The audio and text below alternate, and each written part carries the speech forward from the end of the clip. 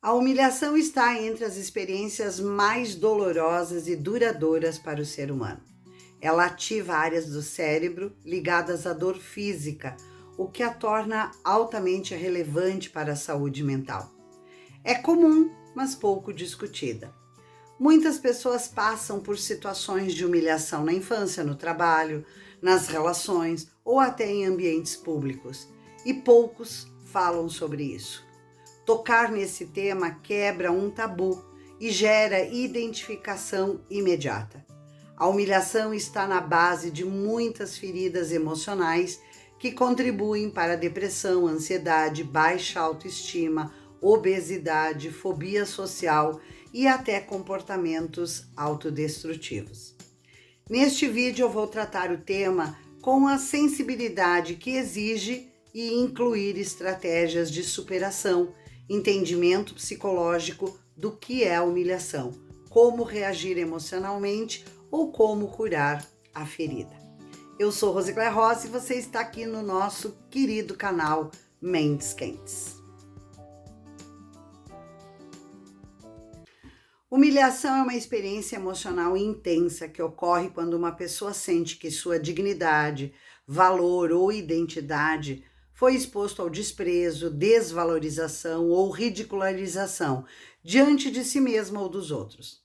Do ponto de vista psicológico, ela é vivida como uma ameaça à integridade do eu, ou seja, ao senso de quem somos. É como se naquele momento a pessoa fosse reduzida, envergonhada ou colocada abaixo dos demais de uma forma pública ou simbólica. Diferente da vergonha, que pode surgir internamente por arrependimento, a humilhação quase sempre tem um agente externo, alguém ou uma situação que impõe esse rebaixamento. E ao contrário da culpa, que pode gerar mudanças, a humilhação tende a gerar paralisia, raiva, retraimento ou desejo de revanche. No cérebro, episódios de humilhação ativam regiões associadas à dor física e à ameaça social, como a amígdala, o córtex cingulado anterior e o córtex pré-frontal medial, o que explica por que essa dor emocional é tão intensa e duradoura. Psicologicamente, a humilhação pode gerar baixa autoestima crônica, medo constante de exposição, isolamento social, sentimentos de inferioridade ou raiva reprimida, e dificuldade em confiar ou se abrir emocionalmente.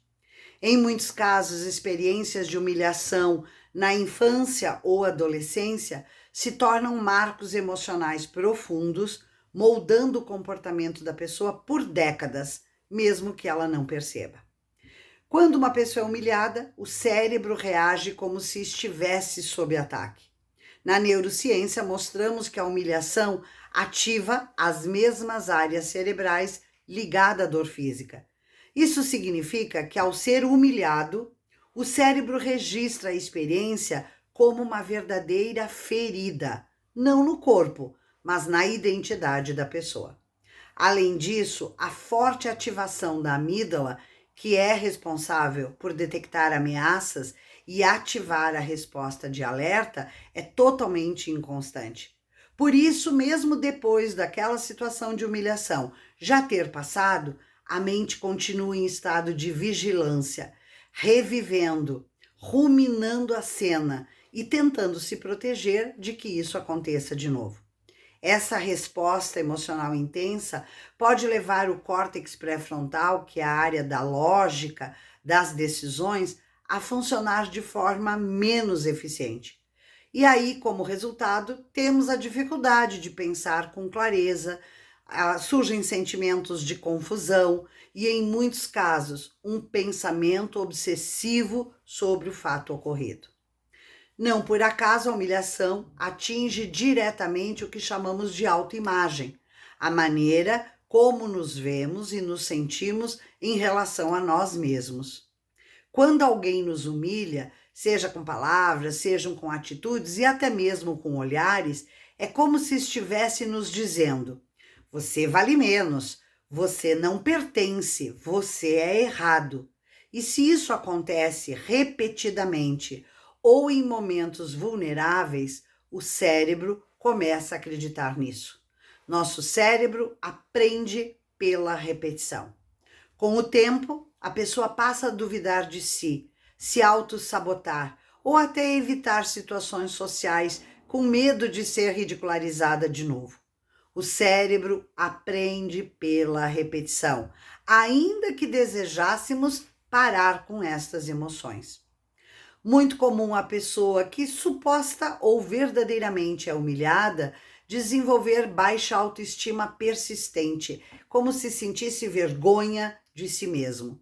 Sentimento de inadequação, uma raiva reprimida ou voltada contra si, aquela autocrítica severa, descabida, dolorosa e cruel. E o mais perigoso é que essa dor muitas vezes, e eu diria que na maioria das vezes, se torna silenciosa. A pessoa guarda, reprime, tenta seguir a vida, mas lá no fundo, aquela ferida não cicatrizou da humilhação. E ela continua influenciando comportamentos, relacionamentos e escolhas de vida, mesmo sem fazer um link com o que viveu no episódio humilhante. Exemplos reais podem ajudar você que me assiste a se identificar ou compreender quem vive essa tortura que é a humilhação. A criança que errou a resposta na frente da sala. Ela levantou a mão com toda a coragem, queria acertar, mas quando respondeu, todos riram. Inclusive o professor fez piada. Ela aprendeu que tentar pode doer e desde então guarda suas ideias para si. Outro exemplo, funcionário interrompido na reunião. Ele sugeriu uma ideia, mas mal terminou a frase e foi cortado pelo chefe, que riu e chamou a ideia de absurda. Todos silenciaram, ele também. Nunca mais falou em público no trabalho. Talvez pensarmos de que a adolescente na festa de escola escolheu a melhor roupa, se arrumou toda e chegou animada. Mas ouviu cochichos e risadinhas. Um comentário maldoso sobre seu corpo viralizou no grupo da turma.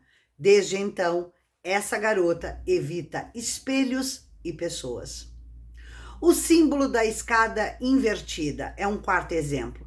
Imagine alguém subindo degrau por degrau, construindo a sua confiança. Mas então vem alguém e vira a escada ao contrário, e tudo desmorona em segundos. Esta é a sensação da humilhação, queda súbita de onde você pensava estar seguro.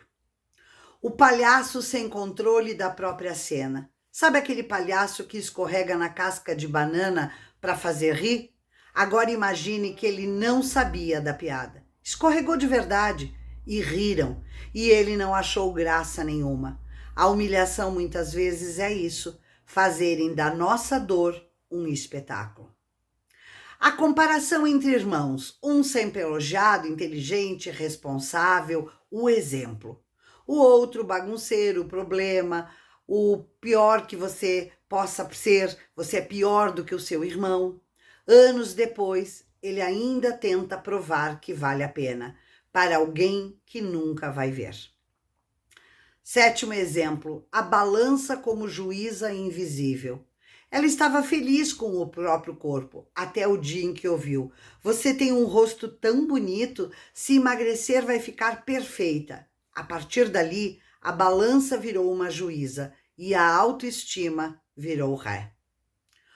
Outro exemplo, o armário que não entende corpos reais. Ele entrou na loja animado, pegou a calça do manequim, no provador nada servia. Saiu com um sorriso educado, mas por dentro se perguntou: será que meu corpo é que está errado ou é o molde que é estreito demais? Nona situação. O rapaz que não gostava de academia. Os amigos falavam de treinos, músculos e suplementos. E ele gostava de ler, de caminhar ao ar livre. Mas ouviu: você é muito magro, parece fraco. E começou a duvidar do próprio valor, como se fosse um corpo sem função. Décima situação. A escolha de não seguir um script. Ela decidiu não ter filhos, ele resolveu mudar de carreira aos 40, ela não tem namorado aos 25 anos. Cada um seguiu um caminho fora do esperado. ouviram que estavam perdidos, que era tarde, que iam se arrepender.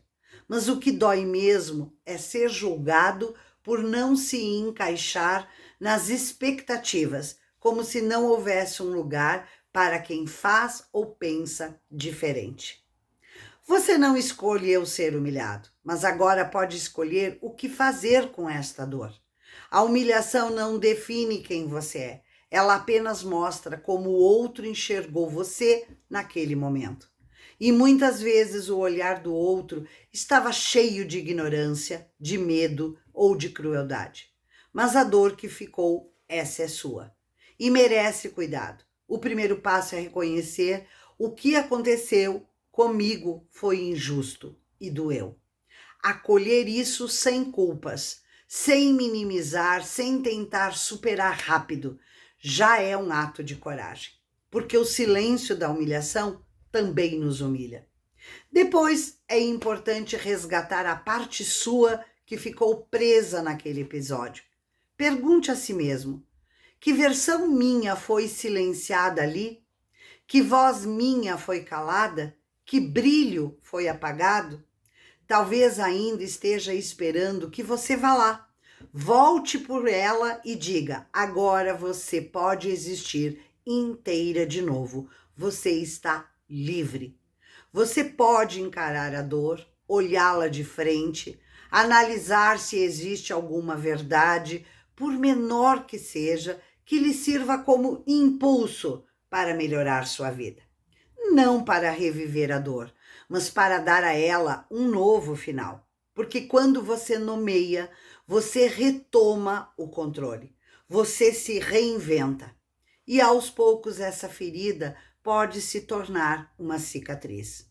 E uma cicatriz não é mais um machucado, é a prova de que você curou e sobreviveu. Tem uma palavra diante da humilhação que pode lhe definir: convicção. Convicção na sua verdade, no seu valor e nos seus propósitos. Assim você fortifica a sua identidade. Talvez você nunca receba o pedido de desculpas que merecia, mas pode se libertar da prisão emocional que aquela experiência criou. E isso é o mais importante. A humilhação tentou te reduzir. Agora, você pode crescer por dentro. Não para provar nada a ninguém, mas para se reconectar com a verdade mais íntima. Você tem valor e ninguém pode tirar isso de você. A humilhação machuca. Não pense que eu não lhe entendo. E a verdade é que algumas marcas não somem, mas podem deixar de doer.